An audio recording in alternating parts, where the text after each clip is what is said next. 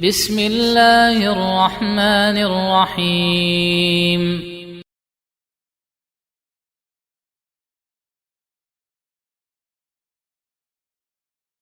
Izin bertanya Ustadz, mengenai derajat hadis yang mengatakan makanlah sebelum lapar, berhentilah sebelum kenyang. Apakah boleh diamalkan? Dari Ade Putri di Karawang. Jemaah sekalian, pertama hadisnya tidak sahih. Hadisnya tidak sahih. Jadi lafaznya itu nahnu qaumun la na'kulu hatta naju wa idza akalna la nashba. Kita adalah kaum, ini disandarkan kepada Nabi sallallahu alaihi wasallam. Katanya beliau mengatakan kita adalah kaum yang tidak makan sampai kita lapar. Dan apabila kita makan tidak kenyang. Maka hadis ini tidak sahih. Syekh Al-Albani rahimahullah mengatakan la asla lahu, tidak ada asalnya. Disebutkan dalam fatwa Lajnah Daimah laisa haditsan. Ini tidak termasuk hadis Nabi sallallahu alaihi wa ala alihi wasallam.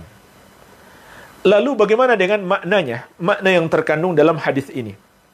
Maka ada sebuah hadis yang diriwayatkan Imam At-Tirmidzi dari sahabat yang mulia Miqdam bin Ma'di Karib radhiyallahu anhu. Nabi sallallahu alaihi wasallam mengatakan, "Ma mala'a adamiyun wi'an syarran min batnin."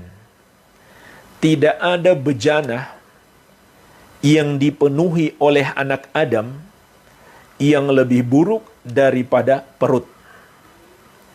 Bihasab ibni Adam ukulat yukimna sulbahu. Cukuplah bagi anak Adam itu beberapa suapan yang dapat menegakkan punggungnya.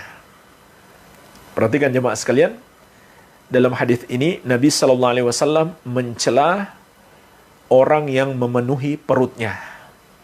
Berarti makan sampai kenyang, sampai penuh perut itu tercelah berdasarkan hadis ini. Dan beliau memberi petunjuk kepada kita. Makan itu cukup untuk menegakkan punggung kita. Jangan malah membuat punggung bengkok karena saking kenyangnya. Iya. Fa in kana la mahalata fa thuluthun li ta'amihi wa thuluthun li syarabihi wa thuluthun li nafasihi. Lanjutan hadisnya kata Nabi sallallahu alaihi wasallam, kalaupun harus makan, maka dibagi sepertiga untuk makanan, sepertiga untuk minuman, sepertiga untuk nafas. Maka hadis ini menunjukkan terlalu kenyang sampai penuh perut itu tercela, dicela oleh Rasulullah sallallahu alaihi wasallam. Dan juga dari segi kesehatan itu berdampak buruk dari segi kesehatan. Iya. Bahkan di antara metode pengobatan yang disebutkan para dokter tradisional adalah mengurangi makan, tidak banyak makan. Iya. Atau bahasa kita sekarang diet. Iya kan? Banyak orang, bahkan dokter-dokter modern juga begitu. Wajib menyuruh kita untuk diet. Ya, terutama makanan-makanan tertentu. Baik.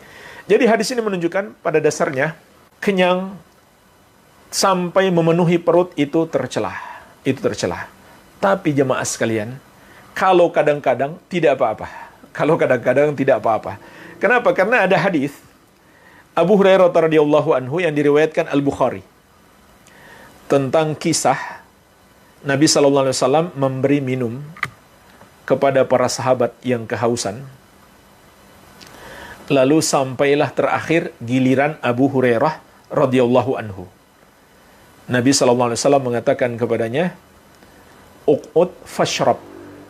Duduklah wahai Abu Hurairah dan minumlah. Kata Abu Hurairah, faqa'atu fasyaribtu. Aku pun duduk lalu aku minum. Faqal, lalu Nabi sallallahu alaihi wasallam bersabda lagi, isyrab, minum lagi. Fasyaribtu, kata Abu Hurairah, aku pun minum. Famazala yakul isyrab, dan Nabi sallallahu alaihi wasallam terus-menerus mengatakan kepadaku, minumlah, tambah lagi wahai Abu Hurairah, tambah lagi wahai Abu Hurairah. Hatta kultu, sampai aku berkata, la walladhi ba'athaka bil haqq ma ajidu lahu maslaka.